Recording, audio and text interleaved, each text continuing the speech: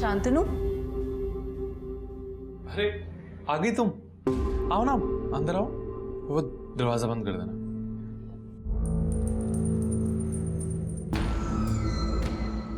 इतनी देर लगा दी तुमने आना में। मैं कब से तुम्हारा इंतजार कर रहा था। अब मुझसे बिल्कुल भी रह नहीं जा रहे।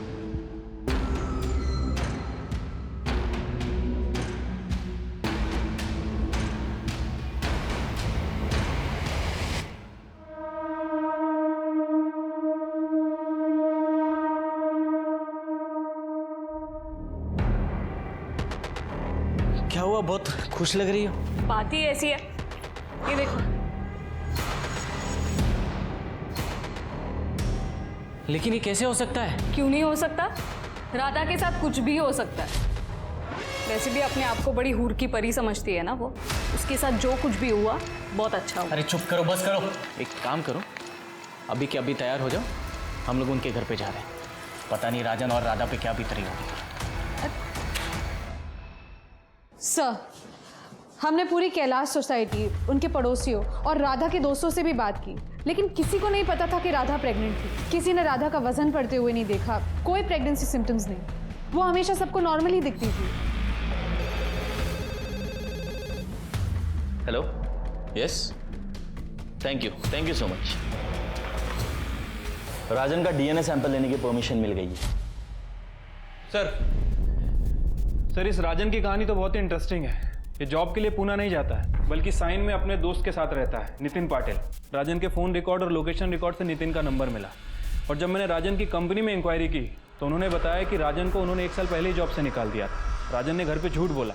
और सर, नितिन ने हमें बताया कि पिछले 1 साल से वो छोटा मोटा काम करके घर का खर्चा चला रहा है और इसीलिए वो पुणे जाने का नाटक करता है। Very good Shirke, very good. मुझे लगा ही था ये सब इतना सिंपल नहीं है। सर, शांतनु ऑनलाइन एक्टिव हुआ है। उसने वो फोटो इस्तेमाल किए है जो रूही के केस में इस्तेमाल किए थे। उसका आईपी एड्रेस? सर, अपनी टीम ट्रैक कर रही है। Very good. अच्छा सुनो, मुझे रात को मैसेज या कॉल मत करना, मेरे हस्बैंड को शक होने लगा है। ठीक है बाबा, नहीं करूँ। बाय।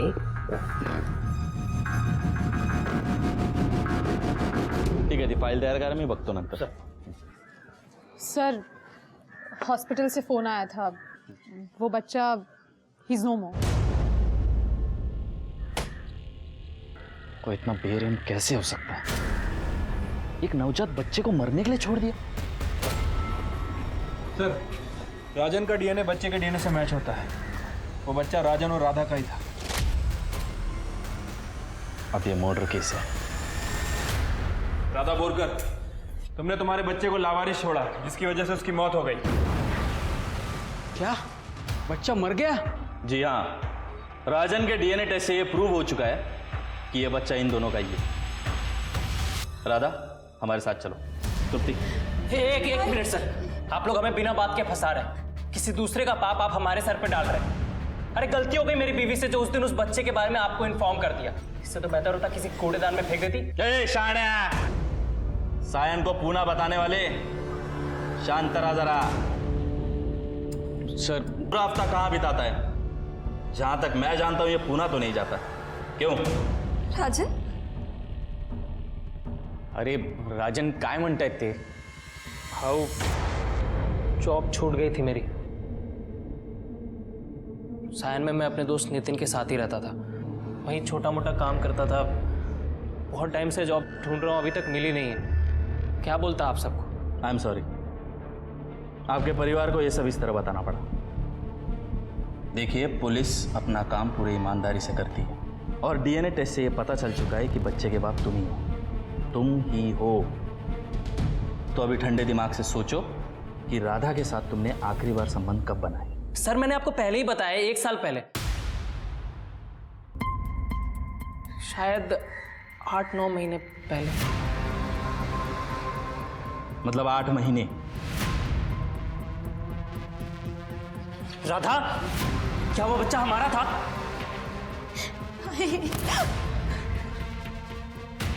तृप्ति, लेके चलो।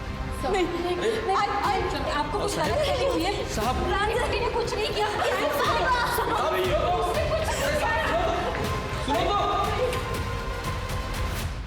पुलिस को एक और झटका मिला। जब पुलिस ने राधा का सोशल मीडिया अकाउंट चेक किया तब पुलिस को पता चला कि राधा की दोस्ती पिछले 6 महीने से एक आदमी के साथ हुई। वो आदमी जिसका नाम शांतनु था। ये पुलिस के लिए खतरे की घंटी थी। क्या ये वही शांतनु है जो पिछले 6 महीने से अधिक समय से नहीं मिल रहा है?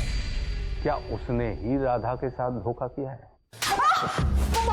बता दो।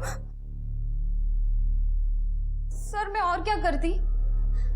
राजन हफ्ते भर बाहर रहता था, मुझे अकेलापन महसूस होता था।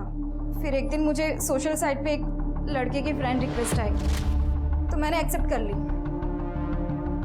मैं शांतनु के साथ बातें करने लगी थी और फिर कुछ ही समय में मुझे उससे प्यार हो गया था। इतना प्यार कि मैं उसके साथ भाग जाना चाहती थी, एक नई जिंदगी की शुरुआत करना चाहती थी। लेकिन तभी मुझे पता चला कि मैं प्रेग्नेंट हो गई हूँ।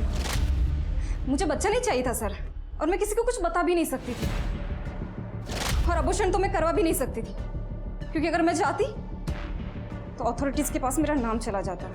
इसलिए मैंने तय किया कि मैं किसी को कुछ भी नहीं बताऊंगी, और जब बच्चा पैदा हो जाएगा तो उसको मैं कहीं फेंक दूंगी। और मेरा पेट ना दिखे इसलिए मैं साड़ी के नीचे कपड़ा बांधती थी, बॉडी सूट पहनती थी। लेकिन 9 तारीख रात को जब आई पापा एक फंक्शन में गए और राजन भी पुणे गया था, तब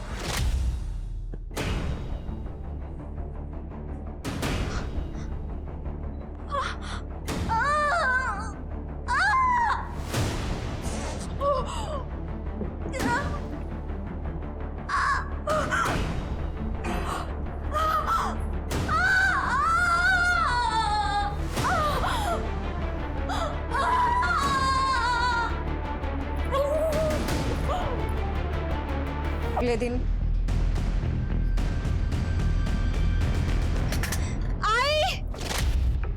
सर एक मिनट, एक गुमनाम फोन आया था। वो आदमी बोल रहा है कि वो राजन का दोस्त है और राजन को राधा के अफेयर के बारे में पता था।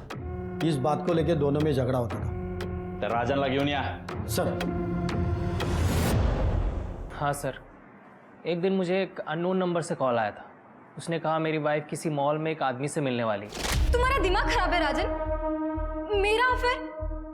राजन सिर्फ तुमसे प्यार करती हूँ। अच्छा, अगर ऐसा है तो तू आज रात मॉल में किससे मिलने जा रही है? किसी से नहीं, मैं सच बोल रही हूँ। बेटा देखो बेटा, शायद तुम्हारे साथ किसी ने मजाक किया है। राधा ऐसा नहीं कर सकती बेटा। तो क्या राधा उस दिन मॉल गई थी? नहीं सर, उसके बाद कभी हमने इस बारे में बात भी नहीं की। मैं राधा से बहुत प्यार करता हूँ उसे। मैं कभी सपने में भी नहीं सोच सकता कि वो अपनी प्रेगनेंसी के बारे में मुझसे छुपाएगी, बल्कि उसे ऐसे ही छोड़ देगी, एक ऐसे इंसान के बारे में सोचते हुए जिसे कभी उसने देखा भी नहीं था। इन सब चक्करों के चक्कर में मैंने अपना बच्चा खो दिया। शेर के इतना सब सुनने के बाद ताज़ी हवा की सख्त ज़रूरत थी। हाँ सर, वैसे जब हम राजन को इंटरोगेट कर रहे थे तब सर राधा के फ़ोन की रिपोर्ट आई थी। राधा के फ़ोन में ना तो कोई अश्लील वीडियो है, ना ही कोई अश्लील फ़ोटो, जैसा कि सेलिना के फ़ोन में मिला था, और ना ही कोई ऐसा वीडियो डिलीट किया गया है। मतलब राधा को कोई ब्लैकमेल नहीं कर रहा था? लेकिन ये शांतनु तो पहले दोस्ती करता है, फिर प्यार मोहब्बत का नाटक करके ब्लैकमेल करके पैसे लेके भाग जाता है। ये राधा के लिए हृदय परिवर्तन कैसे हो गया इसका? सर वही तो समझ। शांतनु को ट्रैक कर लिया। उसके आईपी एड्रेस के मुताबिक उसने एमजी रोड पर अभी एक फ्लैट किराए पे लिया है, और सर इस वक्त वो दौलत नगर की रहने वाली सोनल कपाड़िया को अपने जाल में फंसा रहा है। Very good. अब 2 टीम बनाओ और दोनों जगहों को सर्विलेंस पे रखो। इस शांतनु को आज रंगे हाथ पकड़ते हैं। तो मुझे 2 लाख रुपए की बहुत ज़रूरत है, कुछ मेडिकल इमरजेंसी है, प्लीज़ पैसे अरेंज करवा दो। मेरे पास 2 लाख रुपए नहीं है, लेकिन हुआ क्या है? वो सब मैं तुम्हें मिलकर बताऊंगा। हाँ भी प्लीज़, मुझे पैसों की ज़रूरत है। देखो तुम्हारे अलावा मेरा कोई और है भी नहीं है, तुम बिल्कुल भी टेंशन मत लेना, मैं तुम्हें जल्द से जल्द पैसे वापस कर दूंगा। लेकिन शांतनु, अगर मेरे पास होते तो तुम्हें मैं मना क्यों करती? मेरे पास नहीं है। सोनल, अभी फोन रखती हूँ। सोनल क्या कर रही हो? अरे बराड़ा पाड़ी रो छू क्यारनो, बाथरूम में से चिल्ला रहा हूं मैं कब से, टॉवेल भूल गया था। मैंने संभळाયું नहीं, वो फोन फिर से फोन ककड़ाहट।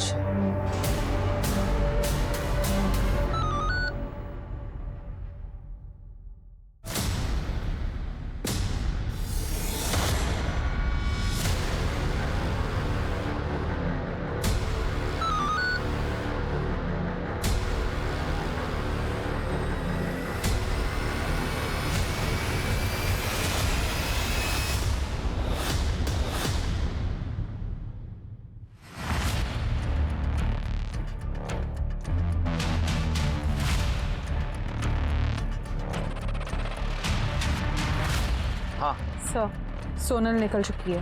वो सोनल से ही मिलने जा रहा है। सर मेरे हिसाब से मीटिंग पांचाल पार्क में होने वाली है। तुम दोनों मुझे लोकेशन भेजो, मैं वहीं पहुंचता हूँ।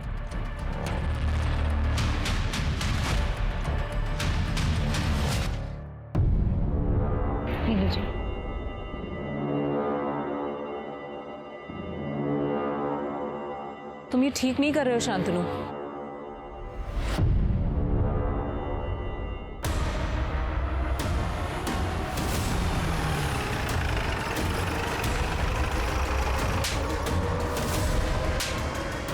येऊन जायला। क्या किया? सब मेरे हस्बैंड घर पर। देखिए आप घबराइए मत, इसने क्या क्या किया हम सब जानते हैं। आप थाने में आकर एक फॉर्मल कंप्लेन कर देना, आपका नाम बाहर नहीं आएगा। सलीना सुसाइड केस में बहुत बड़ा डेवलपमेंट हुआ है। आज पुलिस ने शांतनु को रंगे हाथों गिरफ्तार किया है, जब वो किसी और औरत को ब्लैकमेलिंग का शिकार बना रहा था। बने रहिए हमारे साथ, इस केस से जुड़ी सभी डेवलपमेंट सबसे पहले आप तक पहुंचाएंगे।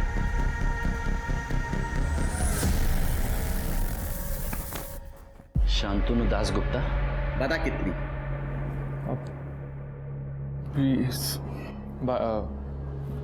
20-25 के आसपास। अरे कितनी औरतों को ठगा तूने, ये तुझे याद भी नहीं है? ये वो याद करने लायक थी भी नहीं ना। तूने सिर्फ औरतों को ब्लैकमेल नहीं किया है, वो सेलिना ने तेरी वजह से सुसाइड किया, तू कल्प्रिट है। सुसाइड करने की क्या जरूरत थी? शादी के बाद थोड़ी बहुत चीटिंग तो चलती है ना। अरे तूने वो राधा बोरकर के साथ अभी तक ऐसा कुछ क्यों नहीं किया? मैं किसी राधा बोरकर को नहीं जानता। अच्छा, अरे मैं नहीं याद नहीं है? राधा बोरकर 22 साल शादीशुदा। 22 साल? फिर तो मैं वाकई में नहीं जानता, क्योंकि मेरा टारगेट सिर्फ 35 से 40 साल की औरतों पर होता है जो सेक्सुअली एक्टिव होती हैं लेकिन अकेली और तन्हा होती हैं। अरे लेकिन वो राधा बोरकर जिस सोशल मीडिया साइट पे शांतनु से बात कर रही थी ना, उस पे तेरा फोटो था। अरे मुझे नहीं मालूम कि मेरे फोटो वहां पे कैसे पहुंचे, और मैं सच बता रहा हूँ, मैं किसी राधा बोरकर को नहीं जानता हूँ। सर जिस समय राधा शांतनु के टच में थी, उस समय शांतनु दासगुप्ता के फोन की लोकेशन और आईपी एड्रेस कहीं और का है। लेकिन राधा जिस शांतनु से बात कर रही थी, उस समय उसका आईपी एड्रेस पवन बाग के साइबर कैफे का है। और राधा के मुताबिक उसने शांतनु से कभी मुलाकात नहीं की, उसे ऑनलाइन ही उससे प्यार हो गया। अच्छा, तभी राधा के कोई फोटोज और वीडियो नहीं मिले। लेकिन अगर ये शांतनु दासगुप्ता सच बोल रहा है, मतलब कोई दूसरा शांतनु है जो राधा को फंसा रहा है इसकी फोटो इस्तेमाल करके। हो सकता है सर, लेकिन सर इस शांतनु ने पिछले 15 से 20 दिन में कोई एक्टिविटी नहीं। ओके शिरके, ये साइबर कैफे में जाओ और ये जो कोई भी दूसरा शांतनु है उसकी फुटेज निकालो। सर एक औरत की डेड बॉडी मिली। तय मर्डर के बाद बॉडी को यहाँ पे डंप किया गया है। Sexual assault? No sir, sexual assault के कोई ट्रेसेस नहीं है। ठीक है, बॉडी पोस्टमार्टम के लिए भेजता हूँ। यहाँ एरिया में सीसीटीवी कैमरास? सर दोनों साइड 5 किलोमीटर तक कोई भी सीसीटीवी कैमरा नहीं है। अभी कातिल ने जगह चुनी है बॉडी डंप करने की। इसके पति को जाके मिलना पड़ेगा। कुठे निकालत का? मैं पूर्वी को ढूंढने निकला था सर। मतलब वो कब से मार्केट गई है, अब तक लौटी नहीं है। कब से मैं उसका फोन भी ट्राई कर रहा हूँ लेकिन स्विच ऑफ आ रहा है सर। मिस्टर मयंक, पूर्वी का खून हो गया।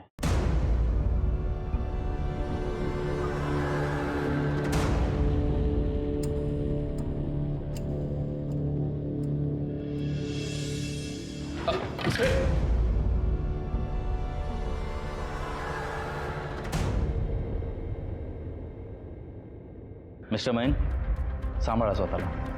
पूर्वी की डेड बॉडी हमें जंगल में मिली। उसको कोई क्यों मारेगा सर? पूर्वी की किसी से दुश्मनी, झगड़ा वगैरह? पूर्वी के डेड बॉडी के पास हमें उसका पर्स, मोबाइल कुछ नहीं मिला। क्या वो यहाँ हो सकता है? नहीं सर, वो अपने साथ लेकर गई थी, इसलिए तो मैं उसको फोन ट्राई कर रहा था सर। हमें फिर भी एक बार घर की तलाशी लेनी होगी। चेक करा। तुप्ती, साइबर टीम को बुलाओ और पूर्वी का सोशल मीडिया अकाउंट चेक करवाओ। Yes sir.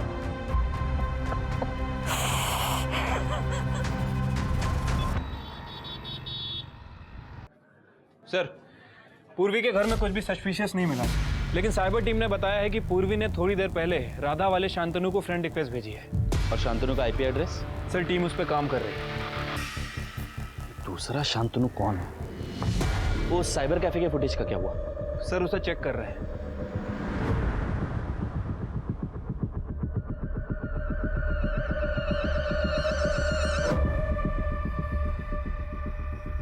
कुछ मिला?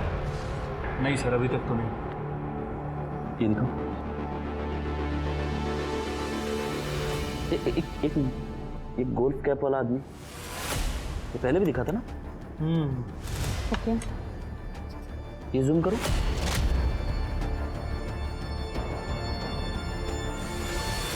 शिरके, ये मोबाइल कवर कहाँ देखा, याद आया? नहीं सर।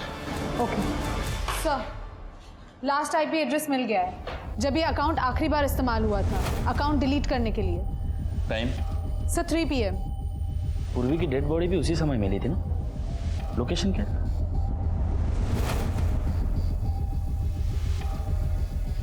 ये लोकेशन मैंने जहां ये मोबाइल कवर देखा है उस लोकेशन से मैच होती है।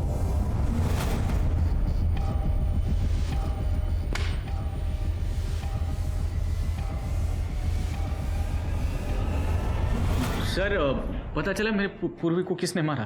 क्यों, तुम्हें नहीं पता? अरे सर, ये क्या बदतमीजी है? मैंने तो सिर्फ आपसे इतना पूछा कि पूर्वी को किसने मारा। पूर्वी को उसने मारा जिसके मोबाइल का कवर ये।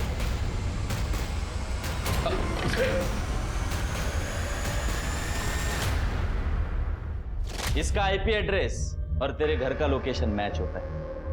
इस मोबाइल की आखिरी लोकेशन जंगल की है जहां पूर्वी की डेड बॉडी डंप की गई। अभी तक गेस कर लिया होगा किसने मारा पूर्वी को? बोल पटपट।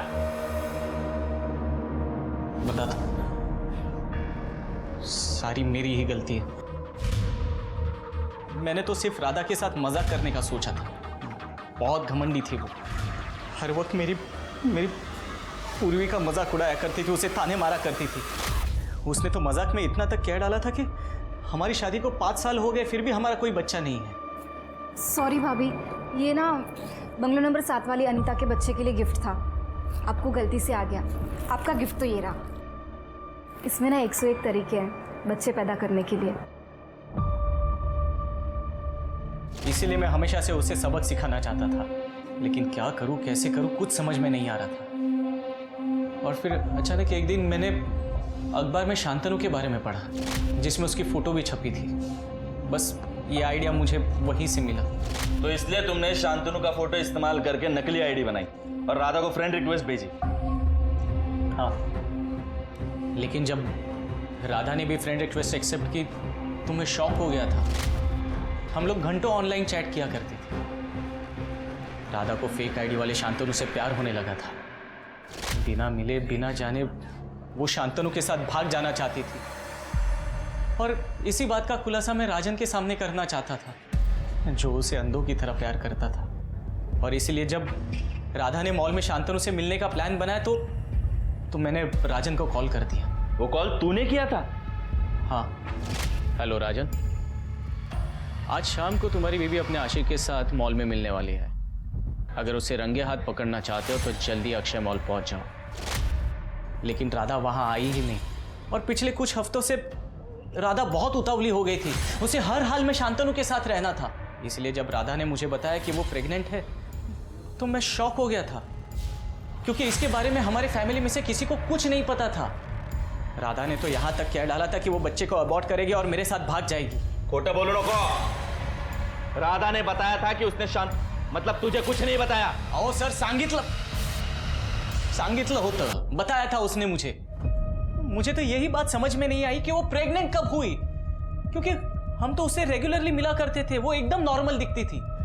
मैंने सोचा कुछ वक्त इंतजार करूंगा और फिर पूरी दुनिया के सामने उसको एक्सपोज करूंगा, लेकिन उसके पहले ही उसकी प्रीमैच्योर डिलीवरी हो गई और सारा सच सबके सामने आ गया।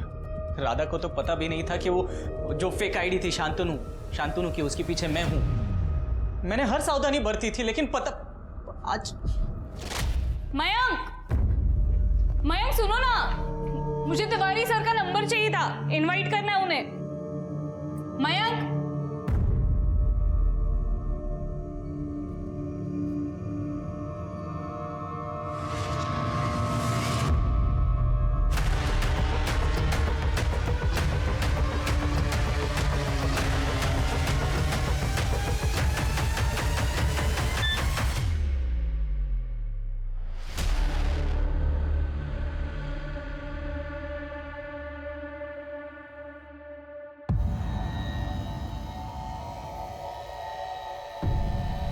क्या हुआ?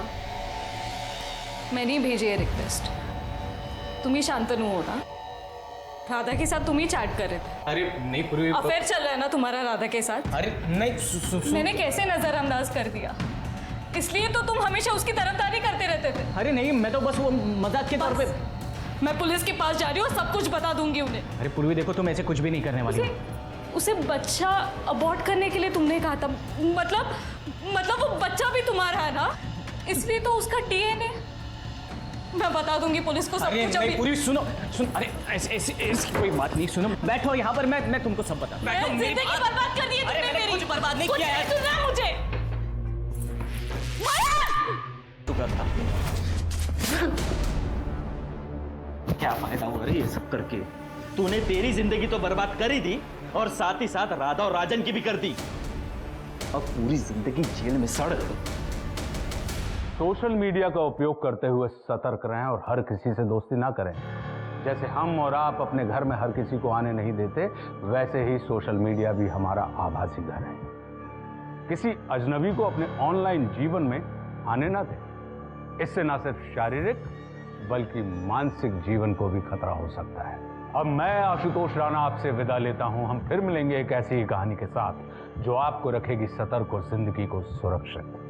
तब तक अपना और अपने परिवार का ख्याल रखिए और देखते रहिए क्राइम पेट्रोल सतर्क। जय हिंद।